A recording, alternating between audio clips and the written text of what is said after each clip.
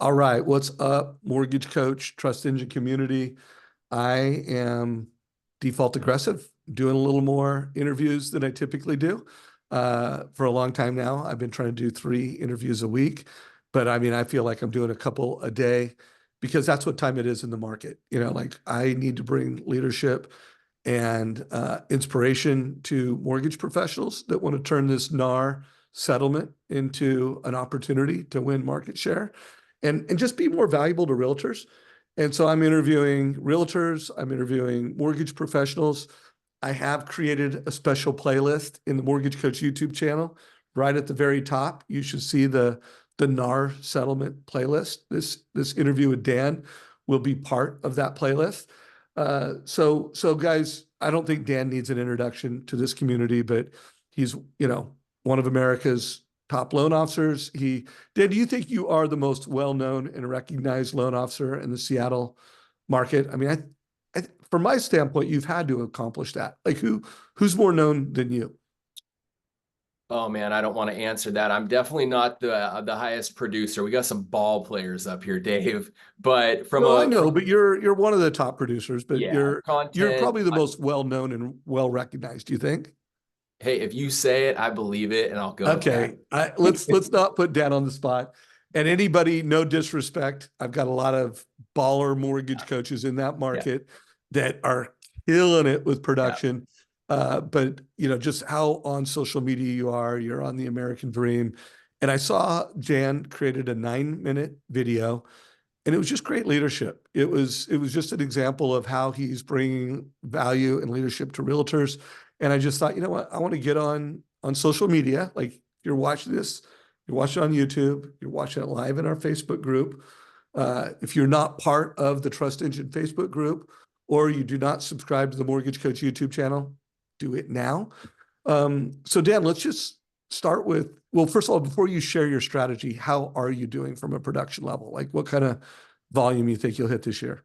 Yeah, we're good. We're doing all right. I was just telling my team the other day, it's these markets have presented some challenges production level wise, but I pulled out 2020 and 2021 for February, and this February was the best February my team and I have had since 2015. So, it's we're grinding it out. We're shooting for 200 units. We've 100, we're purchase focused. So we're shooting for 200 units. If we get some refis near the end of the year, awesome. But we're definitely in growth mode. I'm also a branch manager, growing my branch. I'm also a regional. So I've got a couple of other duties. So will I ever get back to 200 million, 400 plus units? I don't know. I don't know if that's a big goal of mine. I think I've got a good business and we're doing some really good things right now, but definitely 100. What's the goal this year? What's the goal this year? 100. Okay, got it. All right. So tell us how you're using social media to build trust, which was your word. Like we created this headline together, trust and win with this NAR settlement news. What are you doing? So the NAR settlement news came out last Friday. I had no clue what it meant. I saw that there was a 100+ page, Deb Bird posted something about the 100+ page settlement. And I'm like, that hurts me to even think about even looking at legal paperwork. On Saturday, I was able to jump on a webinar by one of the top realtors in North Carolina, but on the NAR board. And she gave a very great, I think her name was Leigh Brown, gave a great presentation, kind of neutral going, I understand what NAR did. Let me take my NAR hat off. I'm a real estate broker. This is BS. And boom, boom. And she gave a great presentation. So I learned what it really meant. And then on Monday, I jumped on one of the top real estate companies in America. There was 47,000 agents on it. I jumped on their legal team and got to hear what they had to say about it. Tuesday did the same thing with a different real estate company. By Wednesday, I felt like I was well equipped to create some solid content. But I understood, Dave, the approach that I wanted to take. I saw tons of loan officers on social media being overly sympathetic and overly empathetic. Listen, I don't think that real estate agents need a pat on the back and a pat on the booty right now and say, hey, things are going to be fine. I think they're confused. I think there's 50-50. 50% of real estate agents think that nothing's going to change, which they're confused. Things will change. The other part are confused. They are wanting to learn what this, and they're kind of like the sky is falling type of approach. And so what I gathered from all of that information was, one, as a mortgage lender, this will impact us. But number two, I am, like I said a minute ago, I am primarily real estate agent purchase focused in my practice. I always have been, and I wanted to be a resource. On Tuesday of last week, I presented at a real estate office. On Wednesday, presented at 2. On Thursday, presented at an event for realtors. I've already been in front of almost 300 real estate agents in person, as well as social media, taking the stance, Dave, that your commissions, let's not listen to what the media is saying right now. The media is brainwashing the consumer. We had our president came out the other day, and literally it's a recording, I've seen it, saying that he's encouraging and he's wanting real estate agents to drop their commission to make home affordability more affordable, which is complete rubbish. And so you've got a government and you've got a lot of attorneys going after real estate agents' commission. Commission's not the problem. I want you to hear this, loan officers. Real estate agents' value is under attack, not their commissions. Real estate agents' value is under attack, not their commissions. The thing that I'm speaking on at the Modern Mortgage Summit is sales and understanding there is a sales process. Sales is a skill. It can be learned. It can be perfected. And I think more than ever, real estate agents need to understand how to articulate their value. And so I did a lot of research on that. I posted something on Facebook, just on my personal page the other day, Dave, and it's been shared like 150 times, tons of likes, like 500 likes, 400 something maybe comments.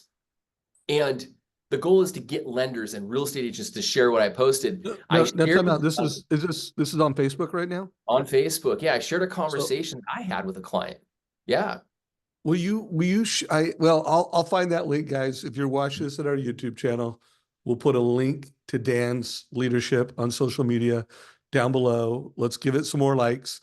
And I'm guessing that both, realtors and loan officers are sharing that. So probably not your competitors in your local market, but and thank you for being so transparent and helping share this. What I wrote was a conversation, a phone call introduction to a new client. And I can't remember, it was Wednesday or Thursday. And in the conversation about their goals and their dreams and their budget that I do with every single client, I said, the last thing I asked was, hey, do you have any questions that I can help you with before we hang up and I make your mortgage coach TCA, your rent versus own, and then get you your pre-approval information? And he said, yeah, I heard that there was a big news breaking article that around real estate agents' commissions. And the client was like, do I have to pay? I don't have to pay a real estate agent's commission anymore, do we? And I'm like, whoa. And it kind of caught me off guard because I wasn't even necessarily prepared, but I've been on the calls and I just posted on Facebook what I said in the moment. Number one, you want representation. Yes. Number two, you will pay a real estate agent's commission because a real estate agent does so many things and they're not going to do that for free. And so I started listing off on the phone call, let's say 10 or 12 things that buyers agents do for their buyers. And then I went and Googled and I found it from an article that I had listened to a couple of days before, 91 tasks that buyers agents do. And I just copy and pasted and put it into a post. And I was like, share this because real estate agents, you're going to have the same conversation that I have just had with someone. Lenders, you're going to have these same questions and conversations. Get good at knowing what to say. And yeah, and it got shared a lot and it definitely hit a nerve in the industry. Love that. So as I have this thesis that the mortgage coach, the loan officer that has our total cost analysis where they're showing options was just born for this market, because listing agents are going to have to, buyer's agents are going to have to do what listing agents have to do. They're going to have to get a signed contract. They're going to have to negotiate their comp, and they're going to have a more formal presentation. And I just feel like if they're working with a regular loan officer, like what are they really getting from that loan officer to help them make the case for paying them 2.5 to 3 points? But if they're working with a mortgage coach, like You know, they've got a rent versus own analysis. They've got, and I feel like there's going to be at least three really common types of mortgage coaches that every loan officer needs to get good at doing. Like, you know, and by the way, here's what I'm thinking. I'm thinking rent versus own needs to be something that you master for first-time home buyers.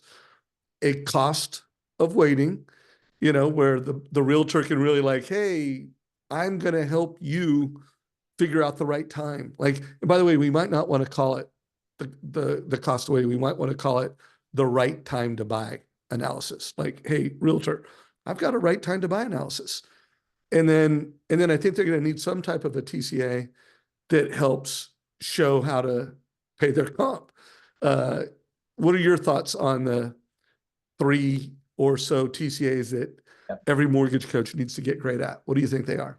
Yeah, I think there's two things that mortgage coaches can do to help real estate agents. Number one is help teach them how to sell. Guys, we've been under pressure since Dodd-Frank, right? Since maybe the beginning of time.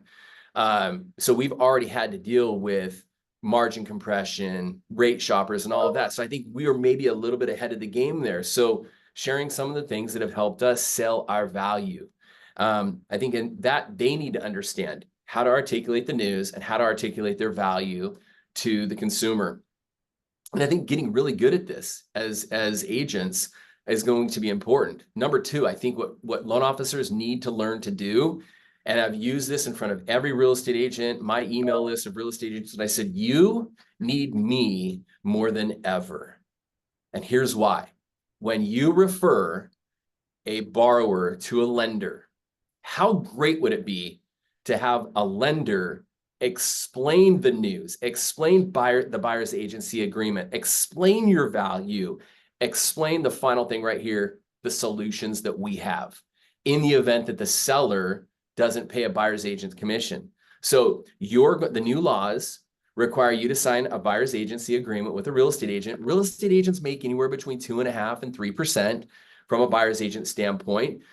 That commission has always been worked into the deal. They've always been paid by the seller. They're still going to most likely do that 99% of the time, but there's going to be a chance that that might not happen and the seller might say, no, we're not going to do that. Cool. We have solutions in place. So does your real estate agent. And I just wanted to explain these to you up front. So we build the value, we show the solutions up front, but I explain this to real estate agents. And this is new news. So I've only been doing this for a week. It's the number I presented in an office last week, and I got a standing ovation from the agents. And the owner said, Dan, I've never seen a lender come in here and have our agents literally stand up and clap. This was gold. And it was really what I shared with you, the TCA that I'm going to share with you. And then just the story. Dude, wait, I want to see the standing ovation TCA, you know, like show it to us. So any producing branch manager that's watching this, guys, you need to, one, make sure that you know how to do this. And remember, we do, you know, if you go to our trustengine.com/10x training page, that's for producing branch managers. So one, we'll get this interview up on that channel, but make sure you know how to do it. Make sure that you're good at doing it. And then make sure all your loan officers can have the same conversation. So let's see the standing ovation, Dan Keller standing ovation by realtors, TCA. What do you got? By realtors. All right. So I just called it real estate agent comp info. So I brought this up. I pulled this up on their big screen TV in their office. And I said, follow along with me. And by the way, real estate agents, this is the software I use with every single one of your clients to help them budget for home ownership, help them discuss structuring their loan and locking their interest rate. Okay. It's great software, but I want to share this with you today. So let me explain option number one. Let's focus on column number one. This is today and pre-2024, $800,000 house. The seller is paying both the listing agent's commission and buyer's agent commission in the deal. Okay, so 10% down. Here's your total cash due at closing. Number two, let's talk about, oh, crud, we just got a curveball thrown at us. We write an offer, and because there's no commission broadcast on the MLS, you write an offer and the seller counters and says, no, I'm not paying a buyer's agent commission. I'm not going to do this. Let's hit pause right now in this conversation. And I shared this, and I'm going to come back to this. I want you to hear me on this right now. This is so important that we understand data. If you take in my marketplace, for example, an $800,000 home, and you go back 30 to 60 days and you pull 5 comparable sold closings for that same $800,000 home that an appraiser is going to use, you're going to find on all 5 of them that in that $800,000 value, there were 2 real estate agent commissions. There was a listing broker and a buyer's broker commission, and maybe some concessions. So by me just making that point in front of real Hey, estate are you agents, meaning to show the TCA right now? Because you showed it and now it's but I down. wanted to get that point across. We have to understand data. And so I explained that to the group of realtors, and they were like, no way, I didn't think about that. So if the seller won't pay their commission, but they would here, we factored out about $24,000, $25,000 in commission. So this should be, in a perfect world, if they're not going to pay the commission, the price of the home. So let's skip this option. Let's just go to worst case scenario. Okay, for the consumer and for the realtor, seller's not going to pay the commission. What do? We're going to take the $800,000 house. Let's say they have a huge ego and they didn't price it at $775, not paying the commission. They're pricing it at $800, not paying the buyer's agent commission. We're going to bump up the purchase price by the real estate agent's commission, the 3%, which is $824,000. And I show them, hey, real estate agents, I showed this to your client. So they have a plan in advance, worst case scenario, what their payment would look like if they had to finance $24,000, if they had to finance your commission into the loan. So they're aware of that and they're okay with that.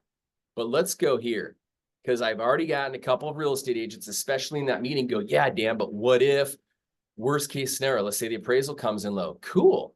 We have an appraisal gap strategy. We've been doing this for about 4 years. So then right here in column 4, I explain another solution that if the home doesn't appraise, instead of putting 10% down, they're going to put a little bit less, they're going to owe a little bit more, but here's what your payment and your down payment would look like in that case. And so the reason why these agents were so impressed by this is in less than 1 week, you have a lender coming out into the marketplace providing solutions for the news, solutions for what the media is talking about, versus just going, hey, you're going to be okay. It's going to be okay. So I want to remind folks, every Wednesday and Thursday, we do training on this. So I'll make sure I hand this off to our training organization and we will be there. I've also seen and heard loan officers that are going to show column A is your pre-qual price, like what do you want to qualify for? Column B is your maximum purchase price. So we're maximizing purchase power. And then column 3 and column 4 are kind of like versions of what you just showed. So, so, if you're a mortgage coach, it is time to get default aggressive and get out there and show realtors how I've got you. And, don't sell your loan programs and your interest rates, sell how you solve problems for consumers. I also think, Dan, the rent versus own version of that is going to be pretty hot for first-time home buyers, where you show what you showed. Column, the first column is renting. Like, hey, you're renting. Here's what ownership looks like, and then here are some strategies to, one, make sure that the agent's compensation is funded, and you're not having to come out of pocket with that. You wanna see the cherry on top of the sundae, Dave? Brilliant. Yeah, of course. Let me show this to you. So I know you got to get into a meeting, so I want to be, but go ahead. I ended the meeting with this. Okay. We got to keep the main thing. We got to focus on what is the objective of the client, to get into the home they love and to build wealth in real estate, right? Are you going to let a real estate agent's commission or a seller not willing to pay your commission get in the way of this? An increase over 5 years of $460,000 in equity. And so when I shared that with real estate agents, I was like, you guys, we have to be That's where they gave the standing applause. So like he showed all this. And by the way, just think about it, guys. He showed the transaction just like he did with us. Transaction. They're going, oh, interesting. Cool. And then that closer, that's when they're like, oh yeah. But love that. And you showed it over 5 years, right? 5 years, 7% appreciation. Yep. Yeah. We So, care. dude, I know you got to get another meeting. If anybody is watching this, make sure you train all your loan officers to be able to have this, solve problems, deliver. You need to be data driven and you need to be a coach. You need to be a mortgage coach going forward. So, dude, anything else you want to share before we Yeah, wrap? real quick, and I know you know both of these people. In fact, Michelle Wilson speaking at the Modern Mortgage Real Estate Summit. I got Michelle Wilson and Chad Cooley a real quick interview the other day. It's in that private group that we've shared before, Rise MLO with Dan Keller. Go over there, and it's how they and listen to this interview. It's how they're coaching their agents script wise on how to handle this. Copy it, share it, give it to your agents. But there's some really good stuff over there. Leadership on how managing brokers and owners are actually educating their agents on how to have that conversation with a buyer and a seller. So, guys, I want to hear more stories. What are the foundational mortgage coach, total cost analysis that will help you be more valuable to realtors with this news, with this market? Dan Keller, keep doing what you're doing. Thanks for always, being so transparent and being an educator to all the mortgage coaches out there. Really appreciate you, brother. All right, brother. We'll see you in a couple days. All right, we'll see you. Yep, we'll see you in Vegas. Remember, everybody, if we get this published, the Modern Mortgage Summit is this Thursday. Also, just want to show you where this interview will be. We've got this NAR settlement playlist. The Jason Mitchell interview has gone viral, with over 26,000 views. Sean Herrero is leading the pack 7 days ago, 4,000 views. This interview with Carrie Shull was insane. Did you watch this one, Dan? Oh yeah, Yet? I've watched Sean's and Carrie's was amazing. Yeah. Yeah. And then I interviewed Shot Benosian yesterday. And there'll be more. Like, this playlist is going to be the go-to place to help loan officers turn this new pivot in commissions into an opportunity. So hopefully you get value. Also want to remind you that we do have this Trust Engine 10X page as a training resource. And if you go to the bottom, this is where you can sign up for the Wednesday and Thursday strategy training so that you're a master at doing these. So, Dan, thank you, brother. Take care. You got it, guys. All right. This is a wrap. Take care, everybody.